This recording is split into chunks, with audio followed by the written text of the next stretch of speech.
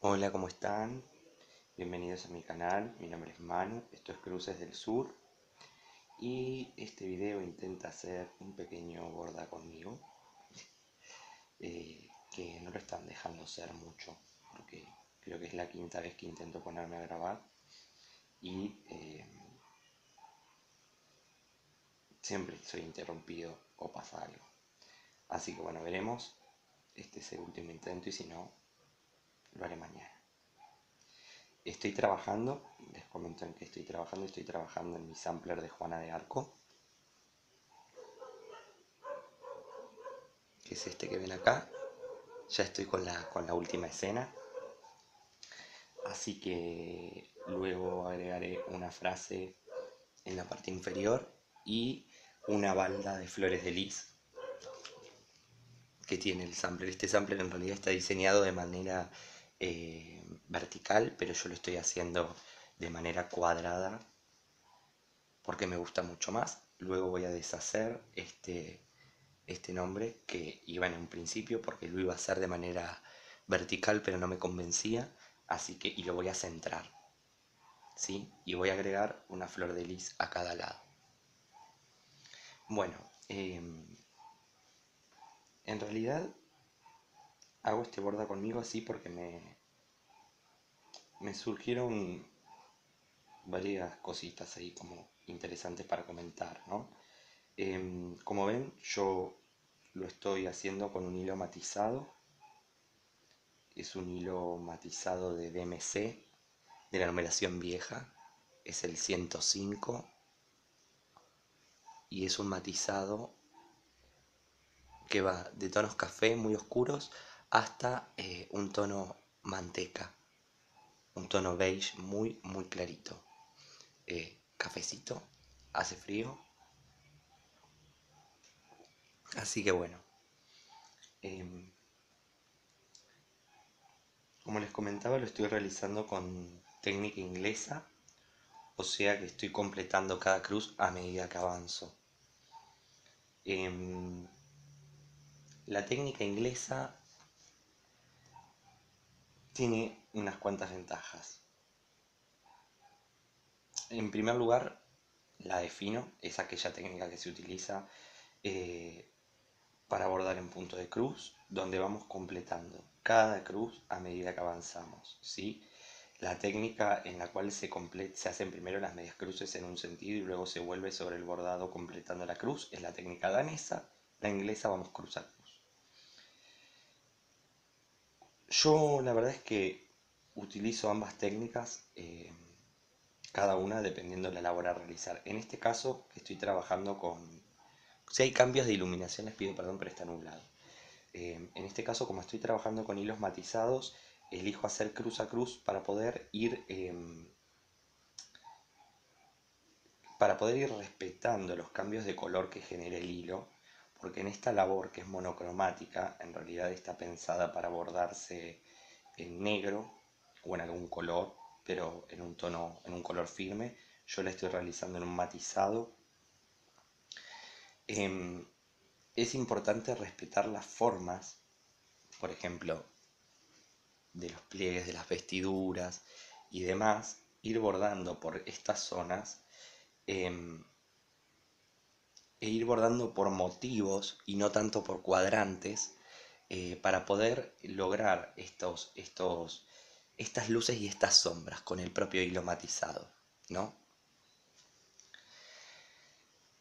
Entonces lo estoy haciendo con esta técnica que me permite hacer ese juego de color. Si yo bordara con un hilo matizado utilizando la técnica danesa, quedaría un acabado interesante en lo que concierne al color, pero no sería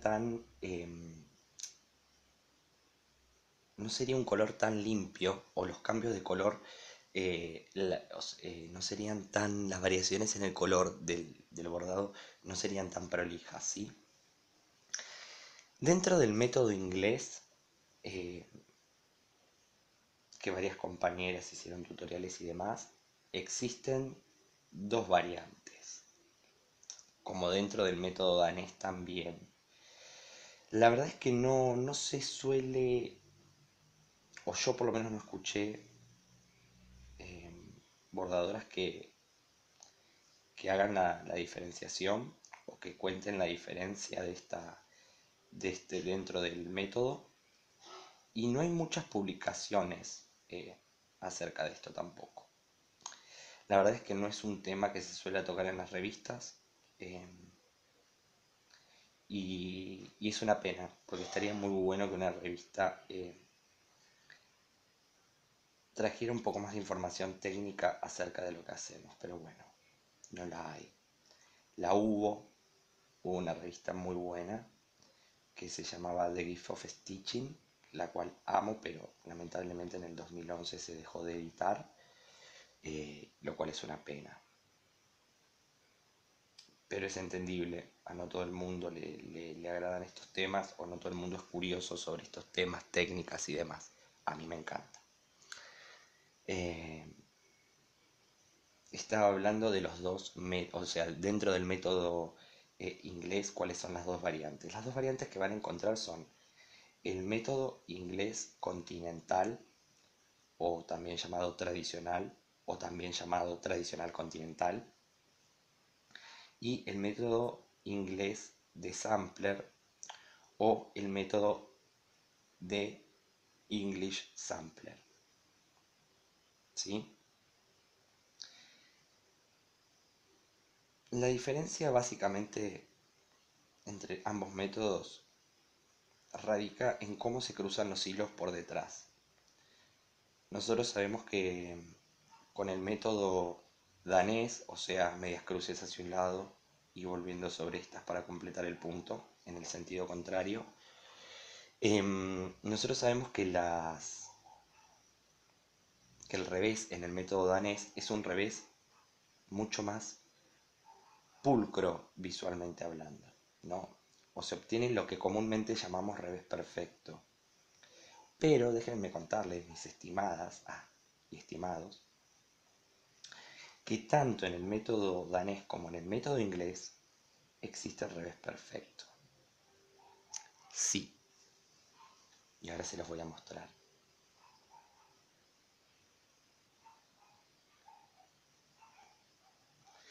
En ambos métodos se puede conseguir el revés perfecto.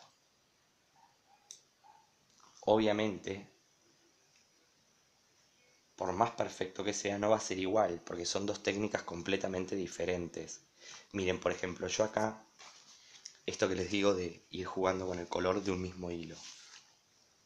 Terminé esta parte de la falda y terminé esta parte de la falda y tengo que hacer la espada. Como yo terminé con un color claro en este sector, la espada, para que me dé contraste, la voy a hacer en oscuro. Entonces, con mi propio hilo, lo que hago es darlo vuelta. Yo terminé en este extremo claro, remato, me voy al extremo oscuro y voy a hacer la espadita, ¿sí? Yo empiezo con el método de pin stitch porque estoy bordando a una hebra. Es un count 36, ¿sí? Entonces, empiezo con el pin stitch.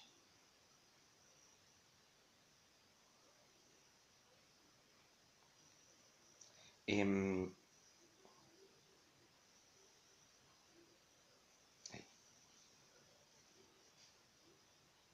Me escondo el borde de mi hebra a través de dos cruces. También podría empezar ocultando el principio de mi hebra por el revés, pero yo ya estoy acostumbrado a hacerlo así. Bueno, entonces, como les comentaba, en ambos casos se puede lograr un revés perfecto, que obviamente por más perfecto que sea va a ser diferente porque son dos técnicas diferentes. Ambas técnicas están ordenadas a un mismo fin, que es el bordar en punto de cruz y obteniendo un revés lo más pulcro posible. Pero son diferentes, entonces el revés va a ser diferente. Yo me traje ahora un, un sampler ya terminado, que es un count mucho más grande para mostrarles, ¿no? Es un count 32. Para mostrarles ambos reveses y hablar un poquito de ellos y de las ventajas y las desventajas, ¿no? Em, Siempre, como dice Jan y como decimos, yo también lo sostengo, que lo importante cuando uno borda es disfrutar, y si realmente te gusta hacer un revés perfecto, eso es genial, y si no te preocupa, no te hagas ningún problema, porque en realidad nuestras labores, en su mayoría, acá me equivoqué, nuestras labores en su mayoría nosotros las enmarcamos, ¿sí? Salvo que hagamos una mantelería, un pañuelo de mano o algo de ese estilo. En ese caso, yo te justifico la utilización de de un método danés puro, totalmente puro, como para, o un danés tradicional también se le llama, em, para obtener un revés súper limpio, ¿no? En ese caso sí te lo justifico, tanto en mantelería, servilletas, pañuelos de mano, quizás si vamos a trabajar algún detalle en los cuellos de una camisa, que antes se hacía muchísimo, sobre todo en los cuellos baby, que son esos cuellos redondeaditos que usan las mujeres en algunas camisas y blusas o incluso en algunos vestidos. Son piezas que al tener acceso de manera más fácil a la parte trasera, siempre es bueno que el revés sea lo más prolijo posible. En el caso en el que hagamos un cuadro que va a ir encuadrado, o sea que su parte trasera no va a ser visible, nos da un poquito más de libertad quizás para hacer algún salto de color, siempre y cuando no se aprecie por el lado, por el frente de la labor eh, y demás, ¿no? Si vamos a trabajar un lino extremadamente fino, eh, lo ideal o lo recomendable es evitar esos saltos de color para que no se aprecien por el lado del derecho de la labor. Entonces, como les venía diciendo, yo tengo acá un sampler. Este sampler es un sampler que hicimos con Ana Pastor. Esto es un Bristol sampler. Si les interesa saber qué es un Bristol sampler, cuáles son los Bristol samplers, sus características y demás, me lo dejan en los comentarios y hacemos un pequeño video contando un poquito la historia de los samplers de Bristol, cuál es su origen, cuáles son sus características, cuál es su historia y demás. Y en este caso yo les traje este para mostrar. Este sampler es gigante, está doblado a la mitad. Es un sampler que mide 68 por 78 centímetros, bordado en un count 32, o sea, es grande. Y en este sampler yo combiné ambas técnicas.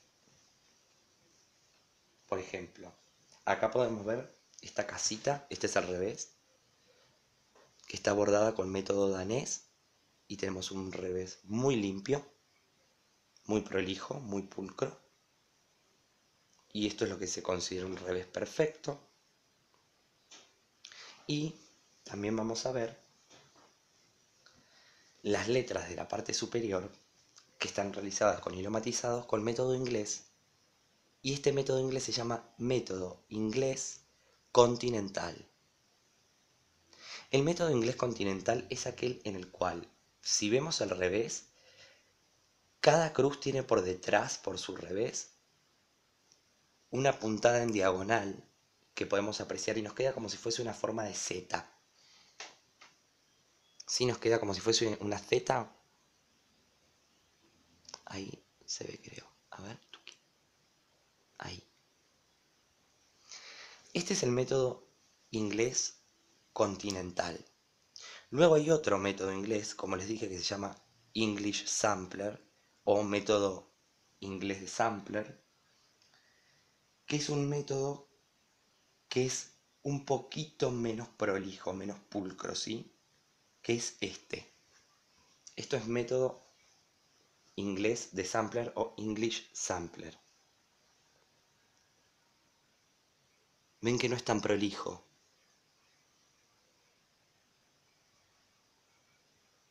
En los tres casos estamos hablando de un revés perfecto. lo que hace que luzcan diferentes es que están realizados con técnicas diferentes, ¿sí? Y yo hoy me voy a concentrar un poco en lo que es el hablar de algunas ventajas del método inglés, tanto sea de inglés continental o el English Sampler o método inglés de sampler, ¿sí? La verdad es que este sampler es precioso. Tengo que buscar quién me lo enmarque porque tensar esto yo me da mucha flojera. Cuando hablamos del método inglés, por lo general, eh, si bien, como les dije, no obtenemos un revés visualmente tan limpio, por más perfecto que sea, visualmente no es tan limpio como un revés en método danés, tiene ventajas sobre el método danés, ¿sí?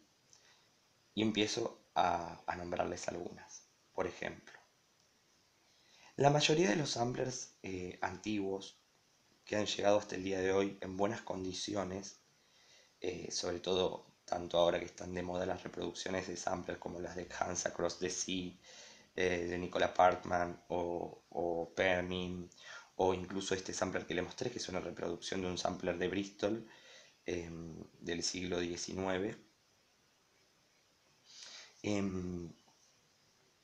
La mayoría de los samplers que han llegado a nosotros en buen estado de conservación son samplers que fueron cocidos con método inglés.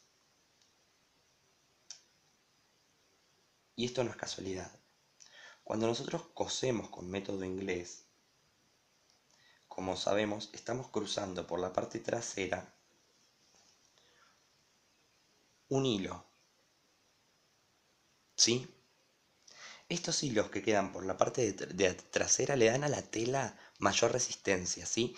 En bordado a las telas técnicamente se le llama soporte.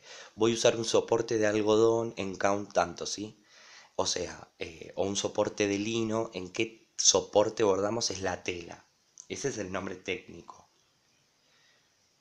Nos quedan estas medias cruces por la parte trasera o estos hilos en diagonal que lo que hacen es envolver la trama de la tela y esto mismo lo que hace es proteger la tela y darle mayor resistencia, lo cual a lo largo del tiempo la va a proteger de la erosión que causa el sol, la humedad o incluso el uso de estas piezas, porque muchas de estas piezas fueron funcionales, no eran cuadros. Eran paños quizás de cocina o pañuelos de mano o incluso bordados realizados en objetos utilitarios como pueden ser marcos de espejo. Que ese es otro tipo de sampler que si también les interesa lo hablamos.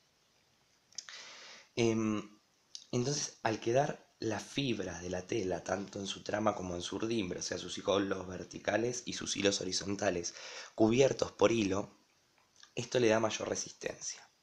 Y eso hace que sea más perdurable a lo largo del tiempo. Otra de las ventajas es que a la hora de rematar un hilo, como voy a hacer ahora, nosotros podemos pasar por varios puntos, porque hay mayor cantidad de hilos a través de los cuales podemos pasar, como estoy haciendo yo ahora, y nuestro hilo o nuestra hebra, por más que la cortemos bien al ras, queda más segura. Hay menos probabilidades de que con el tiempo se suelte.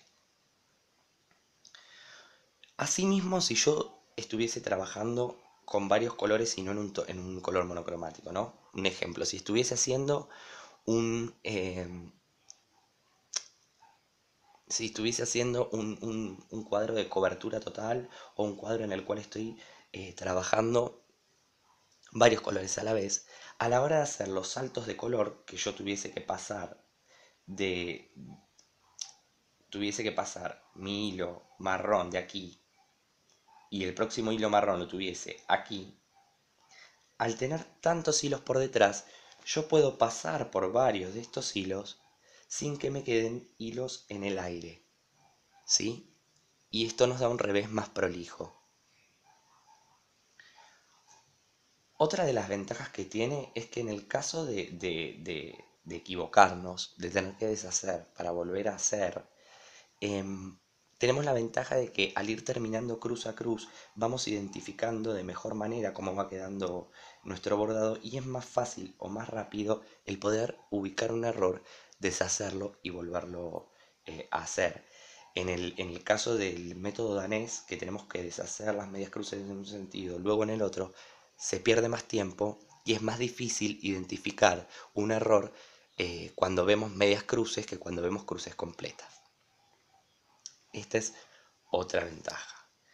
Eh, o sea que tiene varias ventajas. Acá lo importante es saber a la hora de que vamos a iniciar una labor, contar con estos conocimientos, no contar con el conocimiento de los diferentes métodos para poder elegir el método que más cómodo nos es y más funcional es a nuestro bordado, ¿sí?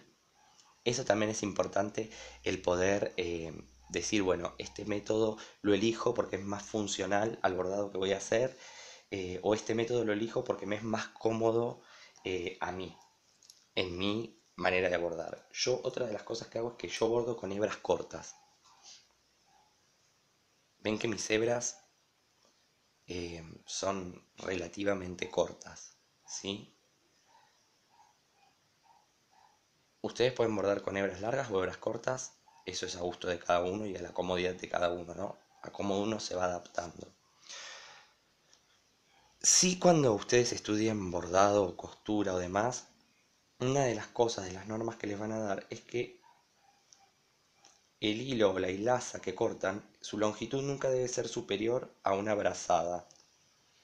O sea, su hilo nunca tiene que ser superior o más largo que la distancia que hay entre la punta de sus dedos, ¿sí? Y su pecho. Y acá hay el centro del pecho. Yo trabajo con hebras mucho más cortas, quizás la mitad de esa longitud. ¿Por qué? Porque si tenemos hebras muy largas, tendríamos que estirar mucho nuestro brazo haciendo este movimiento muy hasta arriba em, para poder pasar la totalidad del hilo. Y esto, al ser un movimiento repetitivo, imagínense, un folio tiene 3500 cruces, imagínense un cuadro de cobertura total o un cuadro chiquito, al ser repetitivo puede traer problemas en las articulaciones, ¿sí? En estos malos movimientos o estos malos hábitos que tenemos los bordadores, como también los tienen los que tejen, el tema de la postura y demás. Entonces, creo que es importante siempre trabajar con una longitud de hebra que nos sea cómoda, y yo prefiero 50 veces enhebrar la aguja y no hacer ese movimiento y además correr el riesgo de que se me anuden mis hilos, ¿no? Que se hagan esos nudos. Que si el hilo es de muy buena calidad, es fácil desanudarlo o deshacer el nudo y aprovechar el hilo, pero cuando el hilo quizás no es de una calidad tan buena, no tiene un doble proceso de mercializado y demás, muchas veces tenemos que desperdiciar hilo cortando el tramo que se nos anudó. Y en el caso de los hilos matizados, si esto ocurre y tenemos que cortar un tramo, se va a notar ese cambio de color que hicimos, ¿sí? Entonces creo que eso también es bueno saberlo. Dentro de lo que es el método danés también existe el método danés puro y el método danés continental, que es un método danés en el cual nos quedan los palitos en la parte trasera nos quedan los palitos de nuestras cruces en vertical, pero cada dos palitos en vertical uno nos queda en diagonal, ¿sí? Y es un método que también se utiliza, también se considera que es un revés perfecto, pero es un método que se utiliza mucho a- cuando vamos a hacer, por ejemplo, incluso estas piezas que decimos que van a ser muy manipuladas para poder dar al hilo un remate mucho más fuerte y que sea más durable en el tiempo, ¿no? Es una combinación de ambas técnicas, pero sigue perteneciendo a la división del método danés. Esas son como varias cositas a tener en cuenta que está bueno conocerlas y está bueno saberlas para ponerle nombre a los métodos con los cuales trabajamos. Si escuchan ladridos es porque son mis perritos, ¿sí? Tomo un poquito de café que se me seca la boca hablando, de tanto hablar. De igual manera, si me siguen en Instagram y en Facebook, voy a estar haciendo una publicación donde voy a explicar de manera quizás más gráfica. Voy a hacer algunas imágenes como para mostrarles ambos métodos y demás. Eh, Así que saben que mi Facebook es Manu Soto y mi Instagram también. Me pueden buscar así.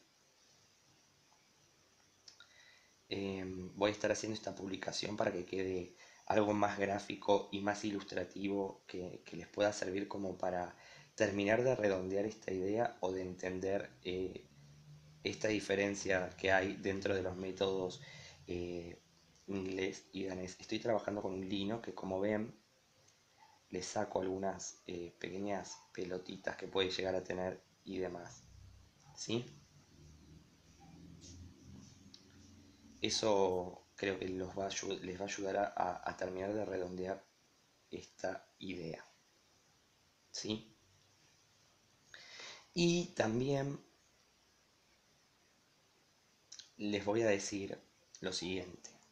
A partir de ahora, todas aquellas que quieran, les voy a pedir que todas aquellas agujas que se rompen o alfileres que se rompen, que se nos quiebran o que ya no están en condiciones de uso en condiciones óptimas para ser utilizadas en el bordado o en las labores que hacemos de costura, tanto agujas de las máquinas de coser, agujas de bordado, alfileres y demás, les voy a pedir que las guarden en un frasquito,